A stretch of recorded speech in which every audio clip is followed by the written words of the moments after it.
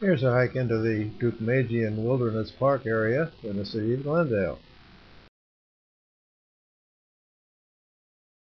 This was an especially satisfying hike for me, as along came son Ken and his son, 13-year-old Tyler, who were visiting from Mississippi.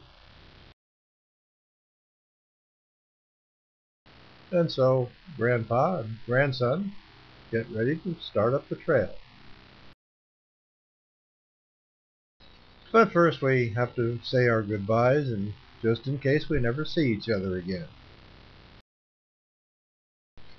But then it's time for us to get started on up the trail. And then a short ways up Dunsmore Canyon, the trail branches off and starts climbing up the side of the mountain. We found that one of the hardest things on this hike was trying to keep Tyler on the trail. We found that he would suddenly disappear and then pop up on the other side of the wash or on the top of an adjacent hill. As we climbed a little bit higher, we began to get some views of the Crescenta Valley down below. The trail continued to climb on up the side hill, and with the view continuing to get better as we climbed. And here it is with the Dunsmore Canyon debris basin down below, along with the Crescenta Valley and the Verdugo Mountains found beyond. And here's Tyler on the trail for a change, continuing on the climb up. And then the trail began to level off a bit as Ken works his way along. We can also look down and see the developed portion of the Dukmejian Park. That building was once a winery that thrived up in this canyon. And then we took a short side trail that branched off to the west, gave us a chance to look out at the San Fernando Valley out beyond.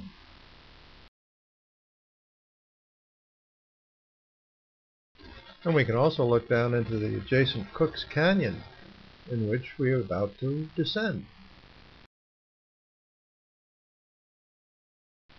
And here Grandpa Jack works his way down the trail going down into the canyon.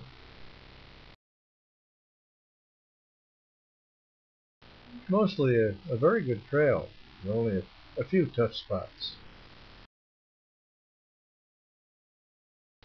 And of course the tough spots did nothing to deter Tyler.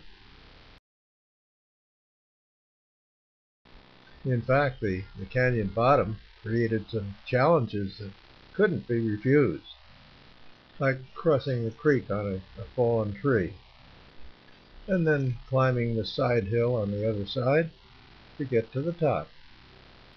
Oh boy, isn't youth great?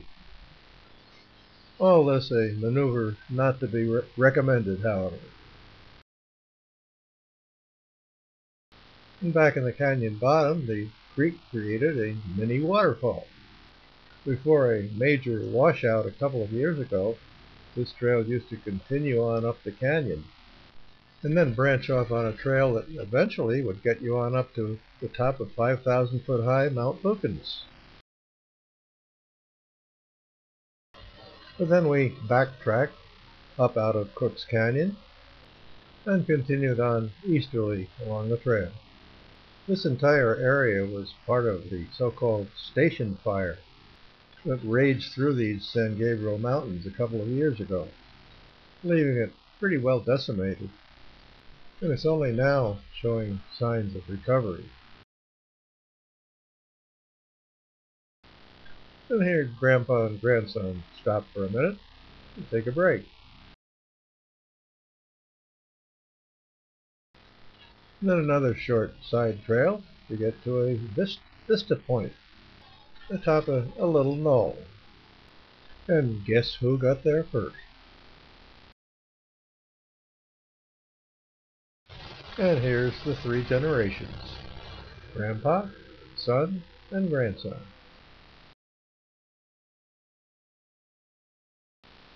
And then here's our view. Starting with the San Fernando Valley out beyond, then the Crescenta Valley below us, and the Druga Mountains, and then out beyond Glendale and Pasadena, and the San Gabriel Valley. But then it was back on the trail to continue along our way. Then the trail began to descend its way down on into Dunsmore Canyon. We could look down and see the trail that continues on up into Dunsmore Canyon, a portion of the trail that we're going to skip as it goes for a ways up into Dunsmore Canyon and then stops. And so when we got down into Dunsmore, we turned south and headed back toward our starting point. And along the way we started chasing lizards, although after encountering about a dozen of them, we weren't able to catch a single one.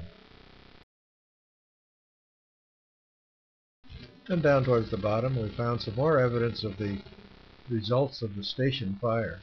This sign once had a description of a local tree, but unfortunately both the sign and the tree were destroyed in the fire.